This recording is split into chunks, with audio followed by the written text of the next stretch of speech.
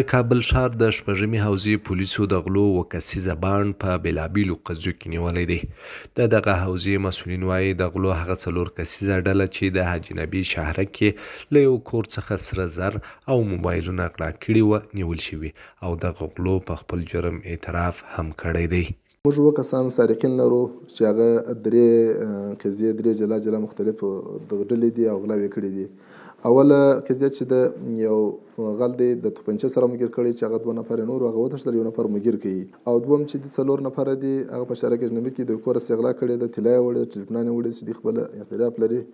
نو هغه 4 کسان یو ډله دغه مګیر کړي دي. غله مني چې د شپږمې حوزې په ساحه کې طلا غلا کړې وه او وروسته یې په کابل ښار کې پلورلې چې د امنیتي ځواکونو له لوري ونیول شول. رضا هستم، قدک میل تفنگچی کمری مجاهدین اوزشش گرفتار میکنم. نامم سمیر رسته. امروز زدان اندوال خود یک خانه داشت شرک اجنبی دوزی کردیم، طلا و تلفن.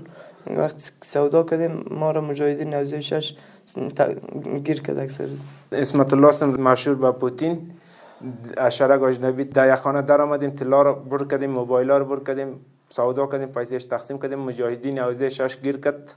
بسیار پشیمانم هستم. دوی زیاتوي له دغه کور څخه 7 ټلیفونونه او یو اندازه طلا وړي چې له خپل کړي کار څخه پښیمانه دي او په راتلونکي کې به په داسې کړنو لاس نه پورې کوي.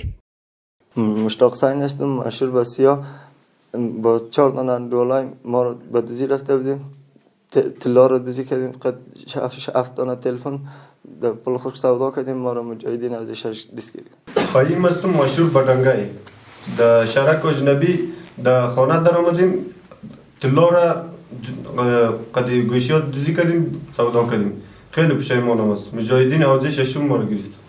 د شپږمې حوزې د جنایي جرمونو په وړاندې د مبارزې مدیر زیاتوي هغه 2 کسه هم نیولي دي چې د یو دکان څخه نغدي پیسې غلا کړي وي. او بل درېمه ډله چې د هغه 2 سارقین دي چې په پولیسرخ کې دکان وهلی دی، یو په هوټل کې کار کوي، یو په دغه دکان کې شریک دی. چې په هوټل کې کار کوي د دکان د شپې د شاده خوا سره کړی، بیا دکان څخه 3,1,000 روپۍ غلا کړي دي. دغه نیول شوي غله په خپل جرم اعتراف کوي او زیاتوي چې په یو دکان کې له بل کس سره شریک و چې دغه غلا یې کړې ده. شیر محمد هستم. اما حسن گفته که نمیشه 4 لک پیسه است، گفته که ما قطعش رفتیم هتل را دادیم، بر آمده اوسو ما قطعش دیوال سلاخ کردیم، کامرا را چیشه گرفتیم، اما 4 لک پیسه را دزدی کردیم. باز گرفتی را حسن آورده، باز ما را گرفتار کرد.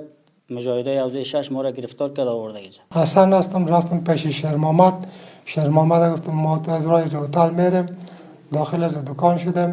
شیر محمد لینا را قطع کرد، 4 لک روپیه را دزدی کرد. ما گفتم اندازه 1 لک شد تو را میتم.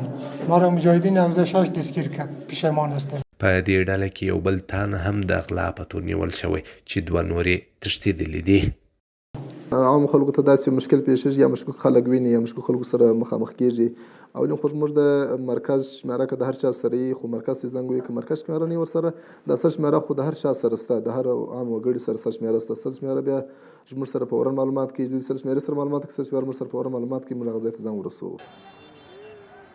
د کابل ښار اوسیدونکي د افغان امنیتي ځواکونو د هڅو ستاینه کوي چې په بېلابېلو حالاتو کې د هغو مجرمینو په وړاندې اقدام کړی دی چې له خلکو څخه یې غلاوې کوي.